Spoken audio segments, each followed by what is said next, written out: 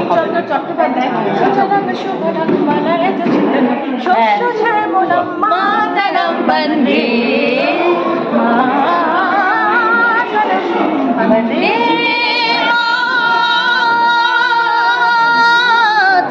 वंदे मातरम वंदे मातरम वंदे मातरम वंदे मातरम सुजलं सुफलं मलयजशीतलं शस्य श्यामलं मातरम वंदे। সাহিত্য সম্রাট বঙ্কিমচন্দ্র চট্টোপাধ্যায়ের পঞ্চম প্রজন্মকে কাছে পেয়ে সবাই বন্দে মাতরমের সুরে মাতলেন।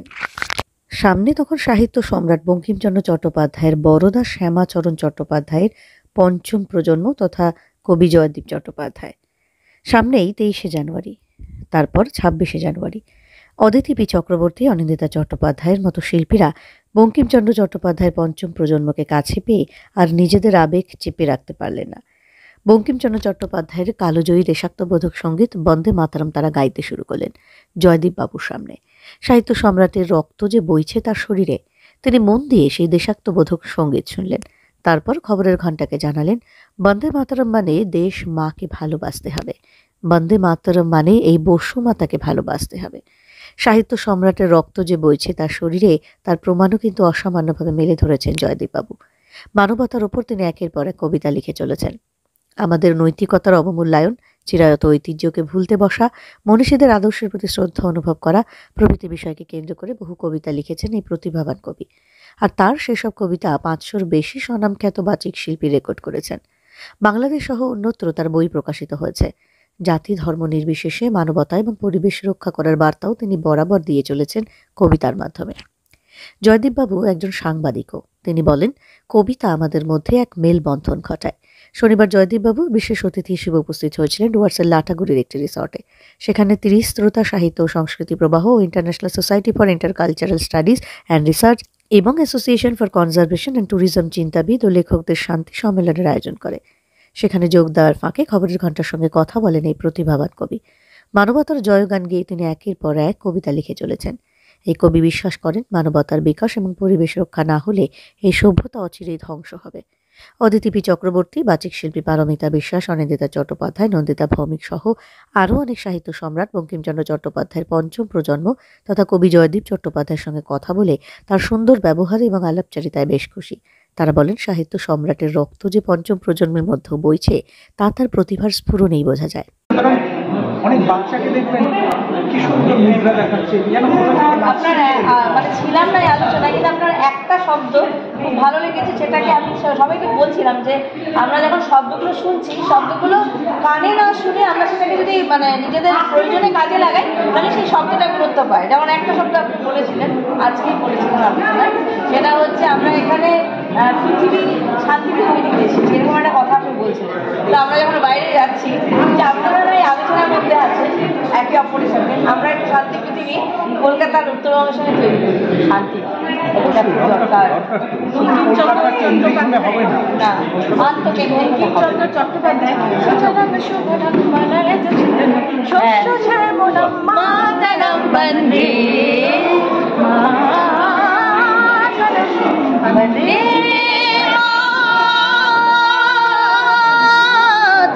वंदे मातरम वंदे मातरम वंदे मातरम वंदे मातरम सुजलं सुफलं मलयजशीतलं शस्य श्यामलं मातरम वंदे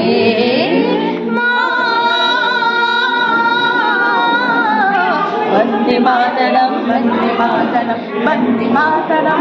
আমরা যে পৃথিবীতে বাস করি, আমরা বাঙালি, ভারতবর্ষে বাস করি, আমরা রবীন্দ্রনাথ জানি, আমরা নজরুল কাজী জানি, আমরা বঙ্কিমচন্দ্র চট্টোপাধ্যায় জানি, আমরা নেতাজি সুভাষচন্দ্র বসু জানি। আমরা তাদের জানি শুধু একটা ব্যক্তিত্ব হিসাবে না, আমরা তারা যেই চয়নগুলো আমাদের জন্য রেখে গেছে, সেই চয়নগুলো যেন আমাদের শারীরিক অঙ্গকে আমরা যেন প্রকাশ করতে পারি, তাদেরকে আমরা স্যালুট জানাই। কারণ আমাদের এই আঙ্গিকে প্রকাশটা কিন্তু আমাদের উত্তরসূরিকে কাজে লাগাবে, বঙ্কিমচন্দ্র আলোচনার মধ্যে হয় না। চট্টোপাধ্যায়ের একজন তাহলে তো অনেক ধন্য, ওনারই পূর্বপুরুষ এবং আত্মীয় ওনার বঙ্কিমচন্দ্র চট্টোপাধ্যায়। আমি বলছিলাম যে এটা হচ্ছে মাতৃবন্দনার মন্ত্র।